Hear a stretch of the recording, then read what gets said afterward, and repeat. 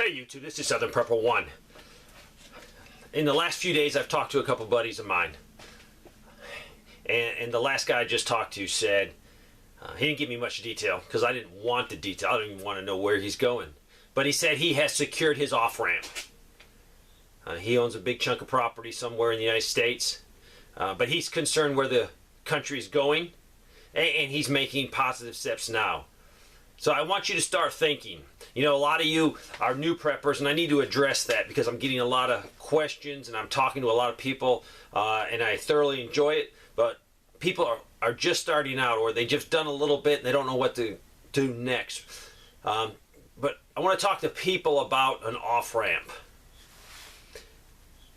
3 years ago today, at this time I'm filming this video, if you've been with me for a while, me and my wife were in Charleston, South Carolina, with a specialist. She was in surgery right now for the brain tumor. So I appreciate a lot of people, always ask me, how's your wife doing? My wife is doing good. She does have some vision problems, but it can be fixed by special glasses. But under the circumstances, we're doing great. For having what she had removed from her brain in the very center of her brain, we've been blessed.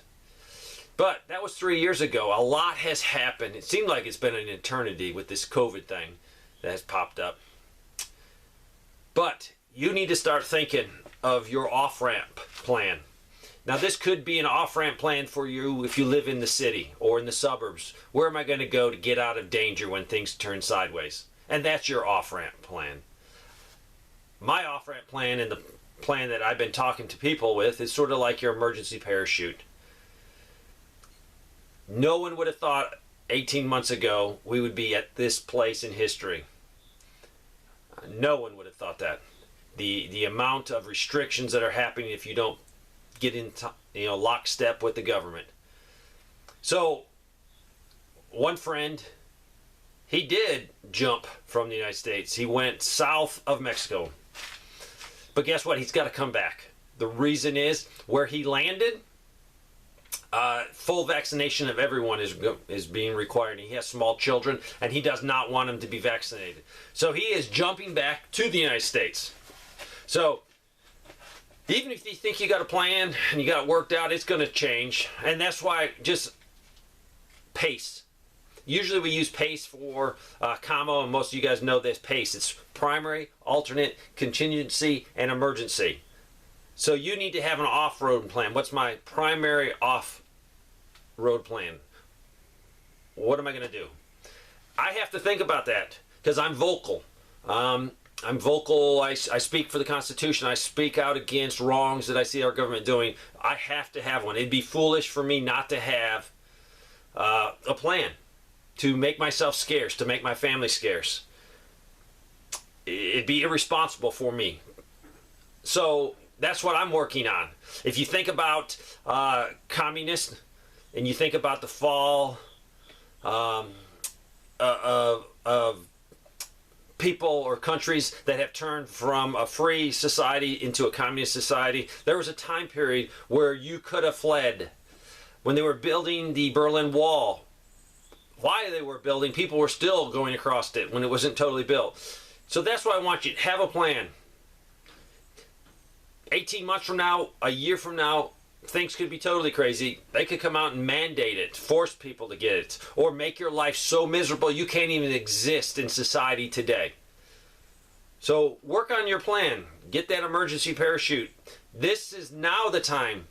The Jews that left before Hitler stopped their movements survived. They were able to at least sell some of their property and get out. Guys and gals that left a lot later, a lot of times they couldn't even sell their property. They'd have to give their property away, or if they did sell it to a German, it was such a ridiculous price. It was basically giving it away. So have that plan. When you see it, you got to jump, and you got to jump quick. If you wait, you might not be able to get out. Jewish people in Germany didn't get out. What happened was they had walls built around them. They called them for their safety. They were putting the ghettos, and they couldn't get out, and they paid that price. So as a prepper, you need to have a plan to get out of your neighborhood.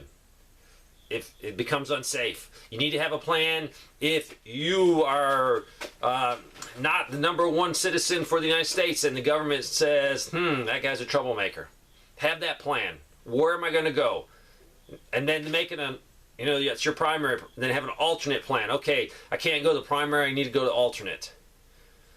So you need to think about these things. Because I was talking to a lady yesterday, and she's prepping a little bit, and she's worried about safety at her house. She's a single lady. She can store food and store water, do a little gardening, but when it really comes down to it, by herself in a suburban setting, she's not safe. If she doesn't have really, really close friends that can help her, she needs to be thinking of, where can I go? So think about that today. I want to leave you with a quote. A friend sent me this yesterday.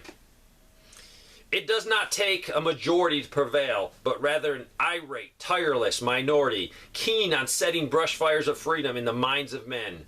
Samuel Adams said that. So I'm going to continue setting these brush fires. I'm not ready to grab my parachute and get out of here, but I have to work on that plan, and so do you. Thanks for watching.